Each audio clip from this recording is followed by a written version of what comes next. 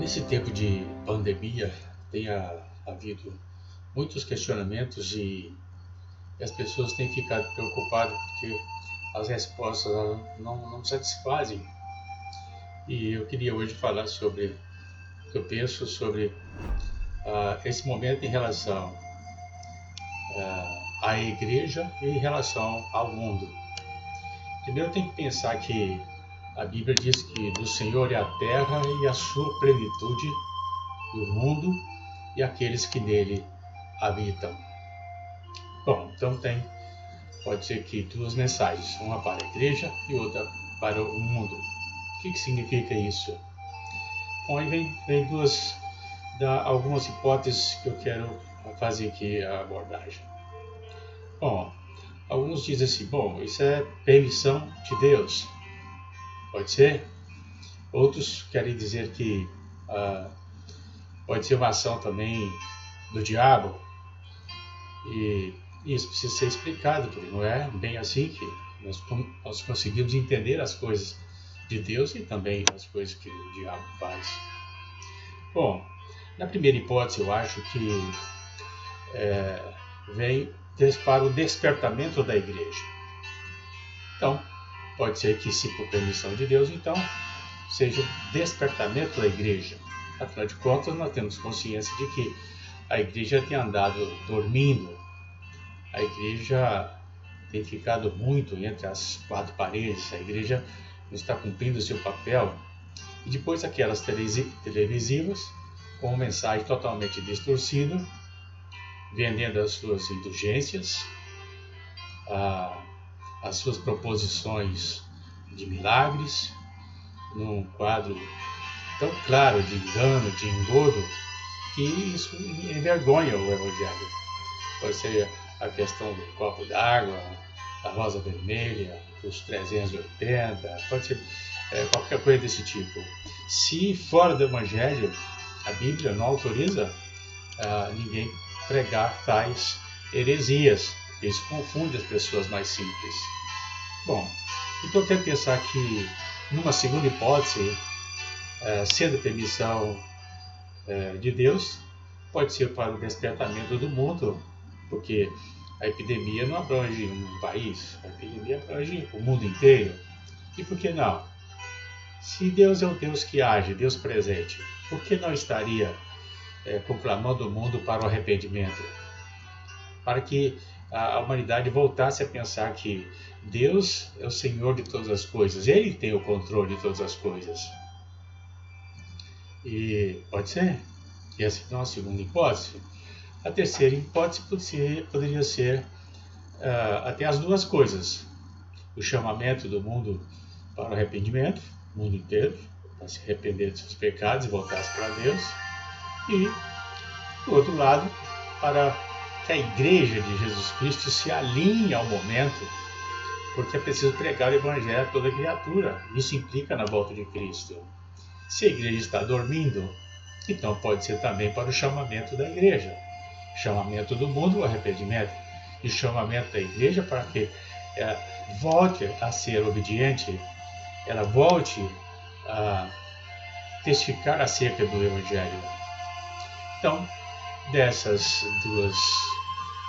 hipóteses, cabia uma resposta à luz da Bíblia, que eu penso dar ao final dessa pequena fala. Bom, se por ação do diabo, se por ação demoníaca, eu penso que o diabo até tem uma pequena vantagem, aquelas pessoas que morrem sem ser esclarecidas acerca da sua salvação. Então essas vão para o inferno. Então nisso pode ser que o diabo leve alguma vantagem.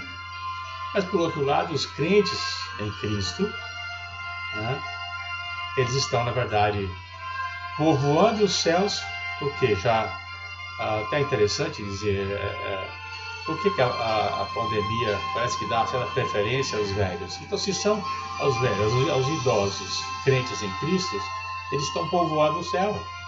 Isso não tem problema nenhum. O idoso crente sabe disso.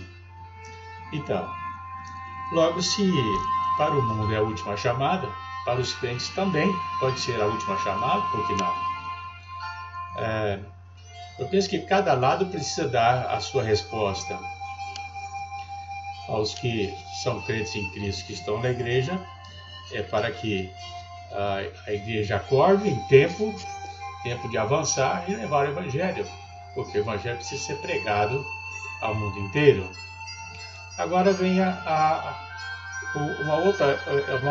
uma especulação acerca da igreja estar fechada. Então, eu vejo aí muitos aí se arriscando em dizer que a igreja fechada é falta de fé. Então eu perguntaria, a Bíblia orienta a obediência às autoridades, são nos dadas por Deus. Como é que fica? Aí vem algumas outras especulações que para esse momento para mim não é interessante. Pois bem, o que é a igreja? Então se a igreja fica fechada, o templo fica fechado, isso significa falta de fé, eu penso, como é que fica a questão da obediência, que a Bíblia também ensina, obediência às autoridades? E o que a Bíblia diz acerca disso? Aí vem aquela questão que a igreja são pessoas, a igreja é a construção física. Então, se a igreja é a construção física, ela não passa de um lugar de visitação, um lugar de peregrinação, né? Um lugar em que as pessoas vão lá e se prostram de joelhos, em detrimento de quê? É lá que está a bênção? Pois bem, então isso não passaria para mim, no meu entender, de uma superstição, aquele lugar. Aí, se a Bíblia diz que a igreja são pessoas, ok, aqui fica melhor. Até porque Paulo vai respaldar esse entendimento dizendo que as pessoas, o crente em Cristo é templo do Espírito Santo. Bom, se nós voltamos de novo à igreja física necessária, Jesus, quando viu isso lá, ele disse bem claramente que não ficará pedra sobre pedra. Então, são as pessoas. E se também, utilizando da ideia de que o diabo não prevalecerá sobre a igreja de Jesus Cristo, se são pessoas, se somos nós, não vai prevalecer sobre nós a igreja. O templo não, a construção não. Então tem havido uma confusão nesse sentido. Então, nós somos templo do Espírito Santo. Muito bem, então somos a igreja. É a igreja que vai, é a igreja que precisa ir, é a igreja que precisa dar o recado para o mundo. Então são pessoas, não é necessariamente aquela construção.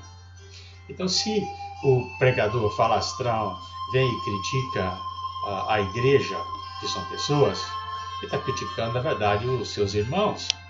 Ele deveria aproveitar o tempo da quarentena para estudar mais a palavra de Deus, pois que para tais pessoas que só olham os defeitos dos outros, na verdade Jesus tinha dado uma resposta lá em Mateus 23, no capítulo 27. Ele diz que tais pessoas são hipócritas. Ele chama dos devoradores das casas das viúvas, sepulcro caiado. O que é o sepulcro caiado? É o que está por dentro. Se a pessoa não tem nada por dentro para transmitir, então precisa se esclarecer quanto a essas coisas. Bom, então finalizando, eu penso, igreja são pessoas. Pessoas crentes em Cristo Jesus, templo do Espírito Santo. Ok, então somos nós que temos que fazer a diferença no mundo, no momento em que todos estamos sendo chamados a atenção. Volto a confirmar, penso que a notícia desta hora é que o mundo inteiro precisa prestar atenção, mas em compensação a igreja também precisa prestar atenção. Se é a última chamada para o mundo, é a última chamada para a igreja. A igreja tem que sair das quatro paredes para cumprir o propósito de Deus, ir até as pessoas, dar testemunho acerca do que Deus espera desse momento, vendo um mundo tão aflito, um mundo tão doente, e que a gente vê que não vai para lugar nenhum, senão para um momento mais terrível, que ainda a gente espera enfrentar. Está difícil, está ruim, está assim. Mas segundo a palavra de Deus, não vai ser nada fácil daqui para frente. A gente, se quer antecipar a volta do Cristo, então vamos sair das quatro paredes, vamos testificar acerca de Jesus Cristo e proclamar a salvação enquanto nós temos tempo. Aí sim, o nosso sofrimento poderá ser abreviado. Caso contrário, não. Então, o que fica agora nesse recado, todo o coração, de todo o nosso entendimento, é a palavra de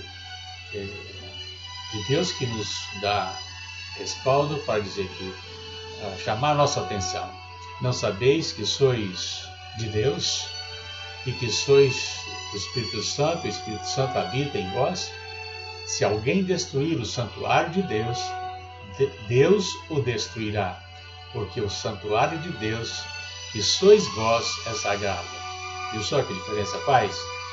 Então, se alguém destruir, um crente em Cristo está destruindo um pedaço, uma parte do santuário de Deus, e vai ter consequências severas com Deus. Então, nós como crentes em Cristo temos que estar preparados para tanto continuar nossa tarefa e estar preparado para quando aqui a porta se fechar, saber que a outra porta se abre e nós estaremos junto de Deus.